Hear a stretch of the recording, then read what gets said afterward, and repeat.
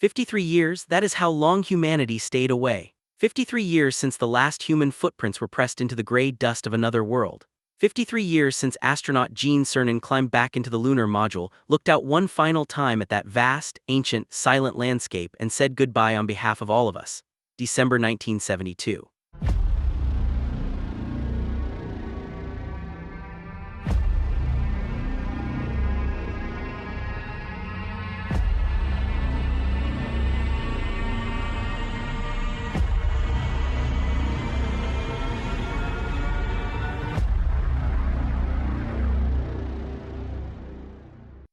The Apollo era ended not with a crash but with a quiet farewell, a hatch sealing shut, thrusters firing, and then nothing. The moon hung there in the sky every night, patient and indifferent, waiting, and we stayed home. For decades the dreams kept coming. Plans were drawn and then abandoned. Budgets were cut. Political winds shifted. The shuttle era came and went. The International Space Station became humanity's home in low orbit, a gleaming symbol of cooperation and endurance, but it circled only a few hundred miles above Earth, nowhere near the deep black of cislunar space. We built robots. We sent orbiters and landers and rovers. We studied the moon from a distance, through cameras and sensors and spectrometers. But we did not go back, not ourselves, not in person. And the question began to haunt the space program like a ghost. Would we ever return? Would the moon remain forever just a memory of what we once dared to do? Then came Artemis, and with Artemis a promise that this time things would be different. The name itself carries weight. In Greek mythology, Artemis is the twin sister of Apollo. She is the goddess of the hunt of the wilderness of the moon. The choice was deliberate and poetic. Where Apollo was the program that got us there, Artemis would be the program that brought us back, and not just back to orbit, not just to a brief touchdown and a hasty departure, but back to stay. Back with women alongside men. Back with a future in mind, not just a milestone. Back with the intention of establishing a permanent presence on and around the moon that would serve as a stepping stone to something even more extraordinary: Mars. But you do not leap to Mars without learning to walk on the moon again. And you do not walk on the moon without first making sure your spacecraft can handle the journey. That is precisely what Artemis II was designed to do, not to land, not yet. That audacious step belongs to Artemis III. Artemis II had a different and perhaps even more critical mission: to carry human beings into deep space for the first time in more than half a century, to test every system aboard the Orion spacecraft under real conditions with a real crew, and to fly around the moon and come home safely. Simple in concept, staggering in execution. And it happened. Just yesterday it happened. Let us go back to the beginning, because this story did not start on April 1st of 2026. It started years earlier with one of the most complicated and troubled rocket development programs in NASA history. The Space Launch System, SLS, is not a rocket that came easily. It is a behemoth, a colossus. Standing nearly 100 meters tall, it is the most powerful rocket NASA has ever built, more powerful even than the legendary Saturn V that carried the Apollo astronauts. Developing it took the better part of a decade and cost tens of billions of dollars. Critics were relentless. The rocket was too expensive, they said, too slow to build, too dependent on old technology, too much a product of congressional politics rather than engineering logic, and they were not entirely wrong. The road to launch was paved with delays, with technical setbacks, with hydrogen leaks and lightning strikes and rolling storms that sent the rocket retreating back into the vehicle assembly building at Kennedy Space Center more than once. Artemis I, the uncrewed test flight, launched in November of 2022. It was a moment that silenced a lot of the critics, at least temporarily. The rocket rose magnificently into the Florida night, its engines roaring with a fury that shook the ground for miles around. The Orion spacecraft, the capsule that would eventually carry human beings, flew out past the moon, looped around it in a distant retrograde orbit, and came back to Earth for a splashdown in the Pacific. It was a stunning demonstration. The spacecraft worked, the heat shield worked, the life support systems, the propulsion, the navigation, all of it worked. Artemis I proved the hardware was ready. What remained was proving it could work with people inside.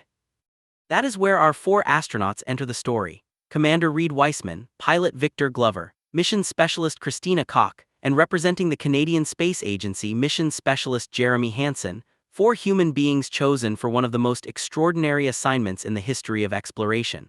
Let us take a moment with each of them because they deserve that.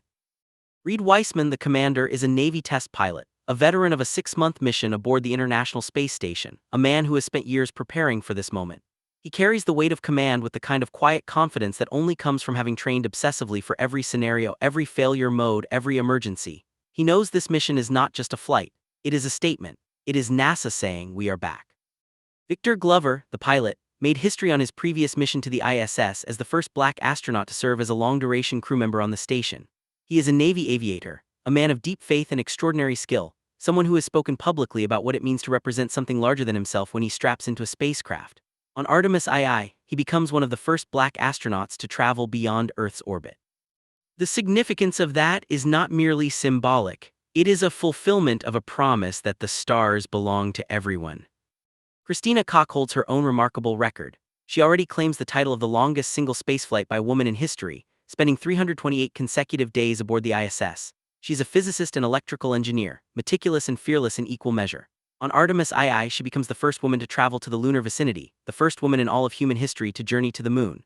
Not to land, not yet, but to go there. To see it up close. To look down at that scarred and beautiful surface and know that she represents billions of women who looked up at that same moon and wondered if they would ever be a part of the story. Jeremy Hansen is the fourth member of the crew, and his presence carries its own historic weight. He is a Canadian, a fighter pilot turned astronaut selected by the Canadian Space Agency in 2009, someone who has spent years in training at NASA's Johnson Space Center. On Artemis II, he becomes the first Canadian to travel beyond low Earth orbit. The first. In the entire history of Canada's participation in human spaceflight, no Canadian has ever been this far from home. The partnership between NASA and the CSA runs deep, and Hansen's inclusion is both a reward for that partnership and a recognition that exploration of the cosmos is a human enterprise, not an American one. These four people, these four remarkable, intensely trained, deeply aware human beings, they knew what they were doing, they knew the risks, and they said yes. The launch was set for April 1, 2026. Yes, April Fool's Day. The irony was not lost on anyone and the jokes were inevitable. But there was nothing foolish about what happened at 6:35 in the evening at Kennedy Space Center in Florida when the SLS engines ignited and the ground shook and the sky turned orange and white and the rocket rose. It rose with a power that words struggle to capture. The millions of pounds of thrust, the walls of flame, the shockwave rolling across the launch pad and out into the Florida night, it was the kind of moment that grabs you somewhere primal, somewhere below the rational mind. Something ancient in you recognizes what it means to watch a human being leave the planet. Something ancient cheers. The crowd watching around the world was enormous. This was not the relatively quiet technical demonstration of Artemis I, this was humans going to the moon. Streaming platforms across the globe carried the launch. NASA Plus had it live. So did Amazon Prime and Apple TV and Netflix and Discovery Plus and a dozen other services. Millions of people sat in front of screens and watched, and when the rocket cleared the tower and began its arc toward orbit, the reaction was visceral. In Houston, in Florida, in living rooms and classrooms and offices from Dhaka to Dallas to Dublin, people cheered. Some of them cried, because this moment meant something. This moment was the answer to a question that had been asked for over 50 years. The Orion spacecraft, named Integrity by the crew, separated cleanly, deployed its solar arrays, and settled into its trajectory toward the moon. Those first days in space were a time of testing. Checking, methodically working through every system on the spacecraft. This was not a leisurely sightseeing trip. Every hour had purpose. The crew tested Orion's propulsion systems, its life support, its power generation, its navigation. They evaluated the habitability of the cabin, the space in which they would live for 10 days, because future missions will require astronauts to survive in that environment for far longer, on the way to and from Mars.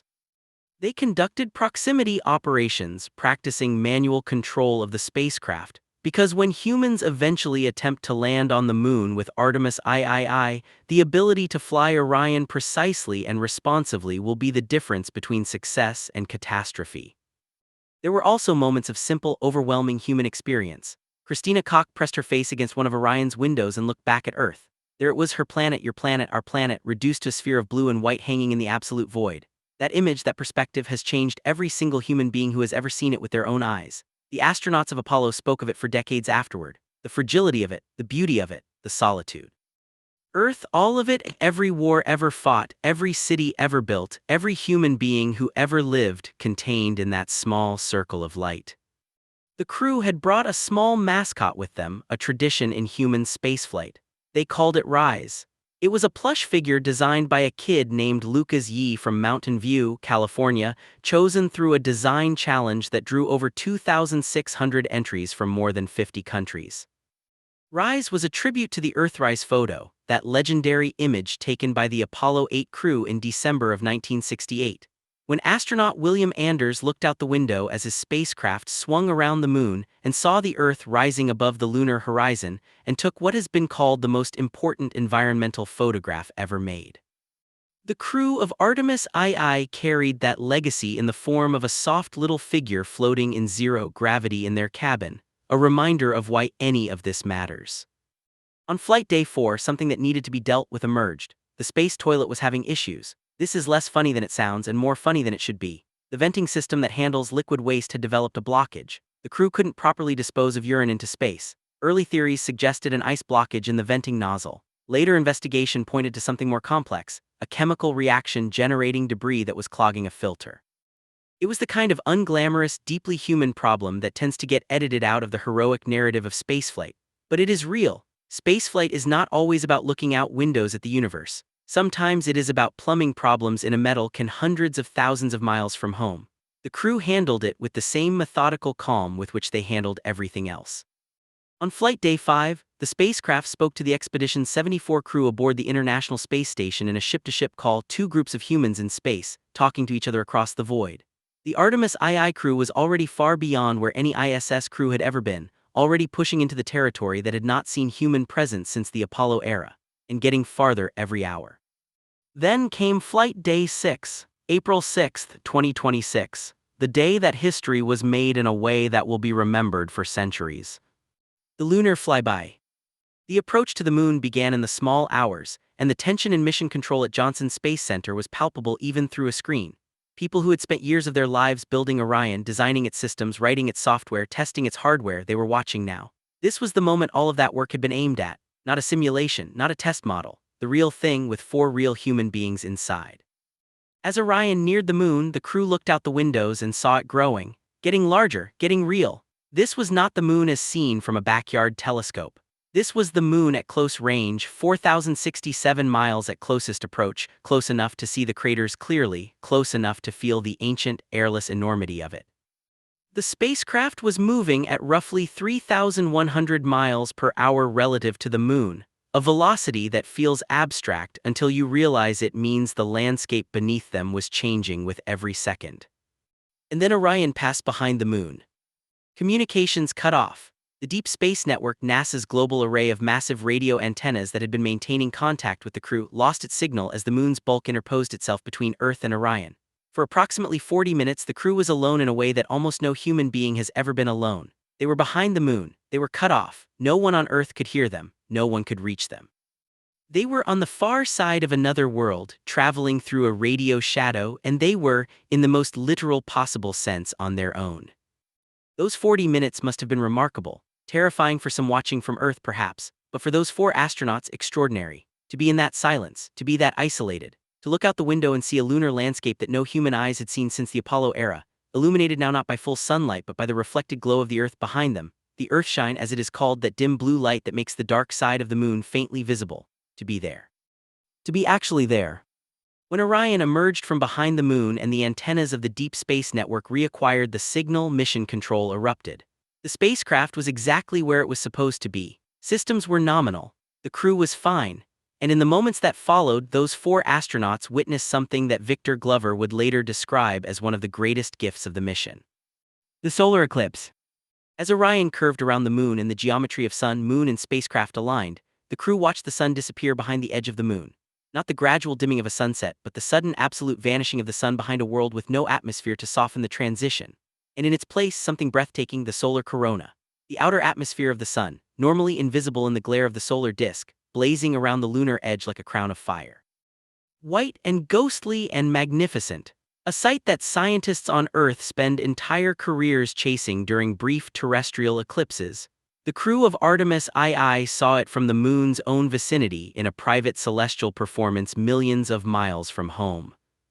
Glover, speaking later about that moment, said that no simulation, no matter how good, had prepared him for what he actually saw. The models made by the lunar science team were impressive. but the reality blew them all away. They also watched for something more subtle during that eclipse: flashes of light from meteoroids striking the lunar surface. The moon has no atmosphere to burn up incoming space rocks, so meteoroids hit the surface directly and create tiny bright flashes visible from space. These flashes are of scientific interest because they help researchers understand the rate and size of impacts, information that matters enormously for future human habitats on the moon's surface.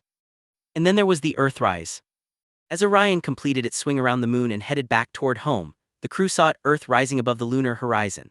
A blue marble, a fragile blue marble, the same image that Bill Anders had captured in 1968 and that had changed the way humanity understood its own home.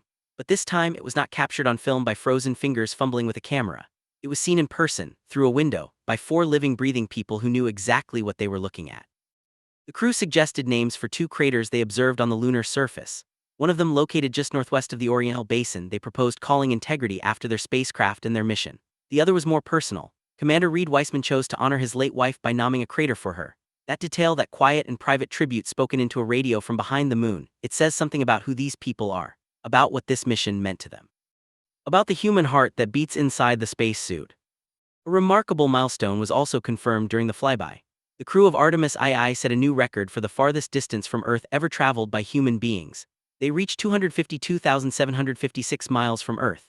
This surpassed the previous record set by the crew of Apollo 13 in 1970, 248,655 miles, a record that had stood for 56 years. Apollo 13, of course, achieved that distance not in triumph but in crisis. Their lunar landing aborted after an oxygen tank exploded, the crew fighting for their lives on the far side of the moon, improvising with duct tape and ingenuity to survive a journey home that was never supposed to happen the way it did. Their record was a record born of disaster. The Artemis II crew broke it in something that, for once, went according to plan. Back on Earth at Mission Control, NASA Flight Director Brandon Lloyd and his team had their own small moment of levity during the flyby. Shortly after 2 p.m. Eastern Time, they sent the crew what was assumed to be the longest person-to-person message ever transmitted in human history in email.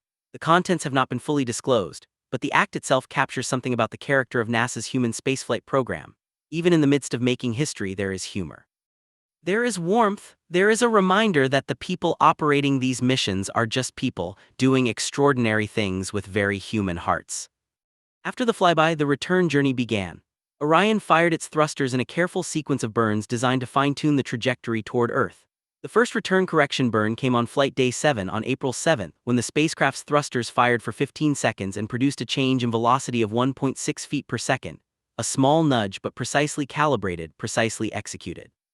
Christina Koch and Jeremy Hansen monitored the configuration and navigation data as the burn occurred, confirming the spacecraft was on course. Then the crew rested. They had earned it.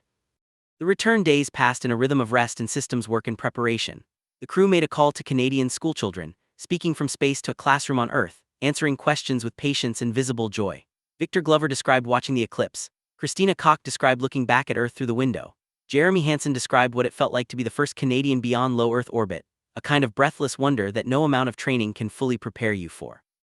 These are not abstractions. These are real human beings grappling with experiences that are almost impossible to communicate. There was also the matter of the second return correction burn on Flight Day 9, April 9, when Orion's thrusters fired for 9 seconds and accelerated the spacecraft by 5.3 feet per second.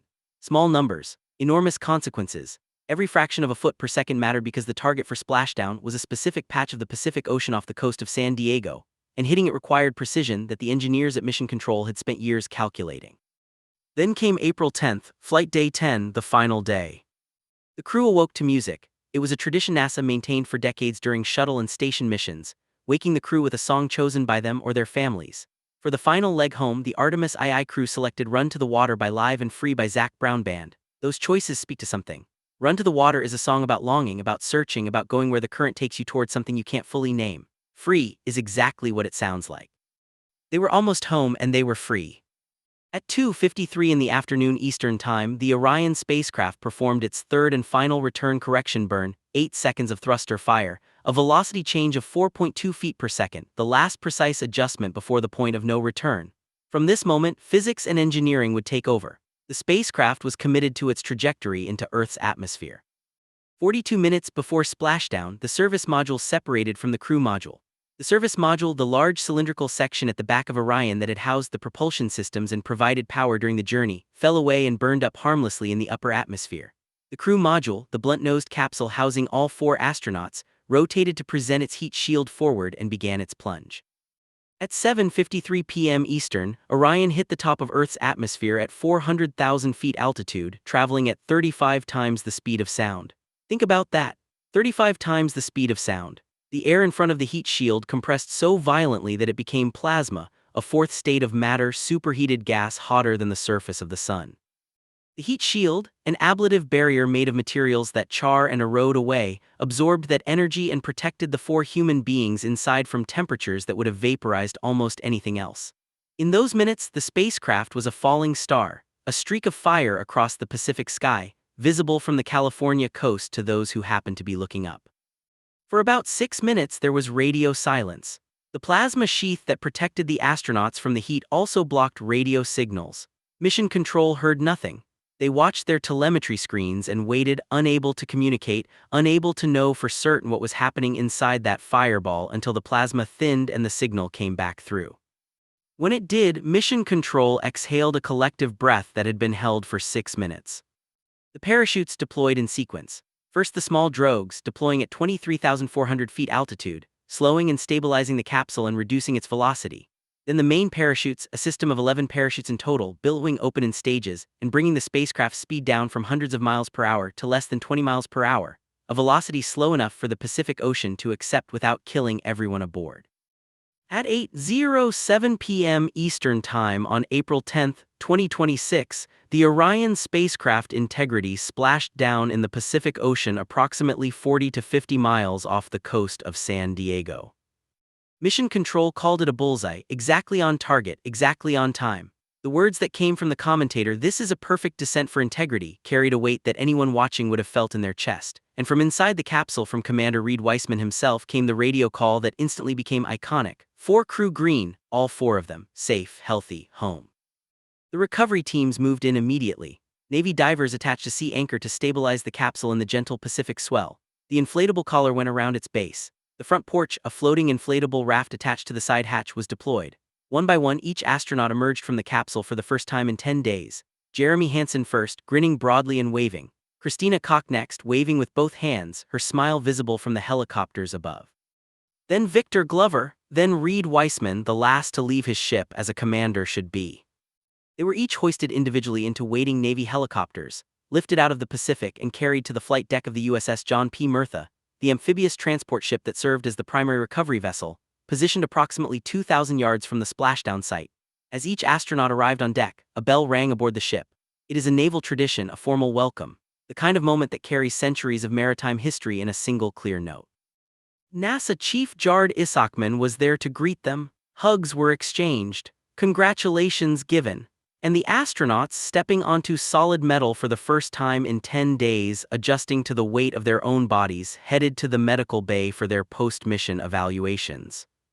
At the post-splashdown press conference, the emotion in the room was undisguised. Mission managers who had given years of their lives to Artemis II spoke with barely contained joy and pride. Howard Hu, the Orion program manager, a man who grew up watching Star Wars with his father and dreamed of space, said that watching the main parachutes deploy had him chanting to himself, "Go, go, go," alone in the room.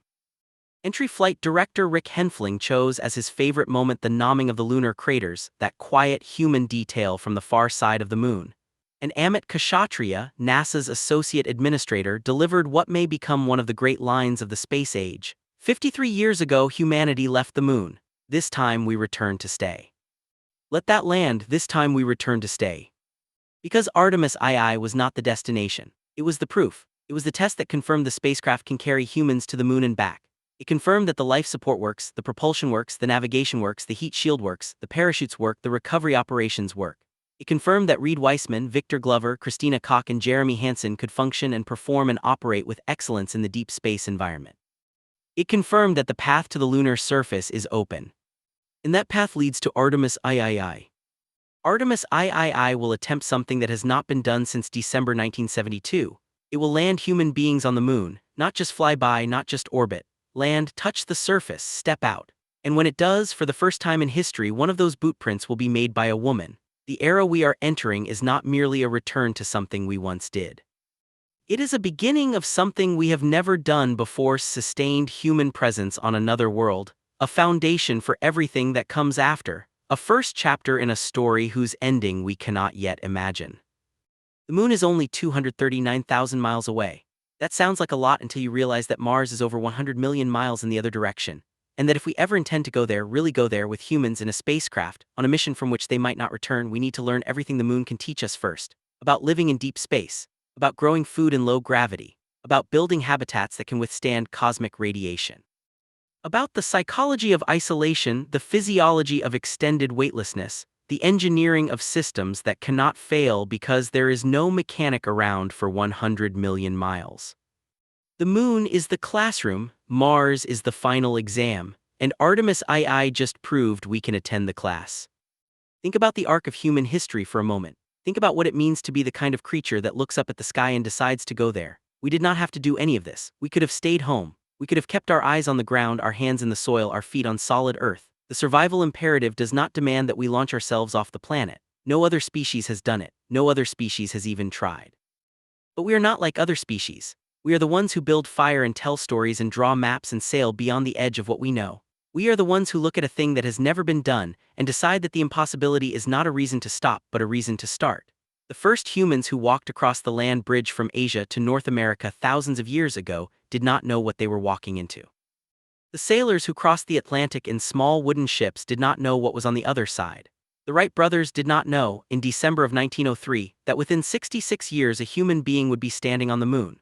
And Neil Armstrong, pressing that first boot print into the lunar dust in 1969, could not have known that someday a woman would stand where he stood. But they all went, and the act of going changed everything.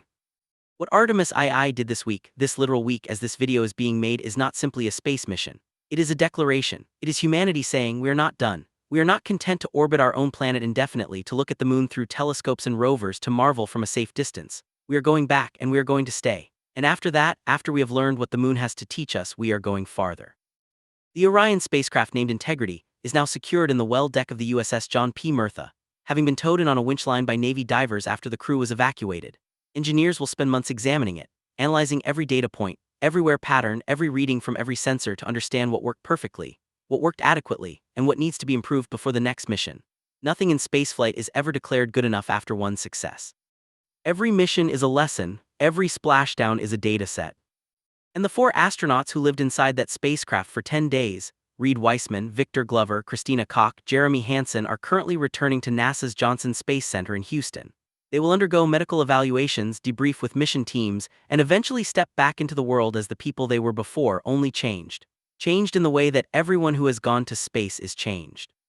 Changed by the silence, by the perspective, by the experience of seeing the Earth as a marble in the dark, and understanding in a way that no photograph can fully convey that this is all we have, this single, fragile, luminous world spinning in the void, and that it is worth protecting and worth leaving, because the act of leaving is also the act of learning what we are.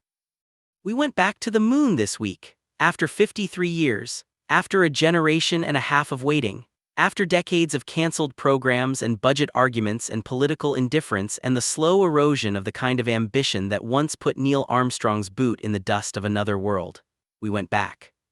And the next step is the surface. And the step after that is Mars. And the step after that, well, we'll get there when we get there, we always do.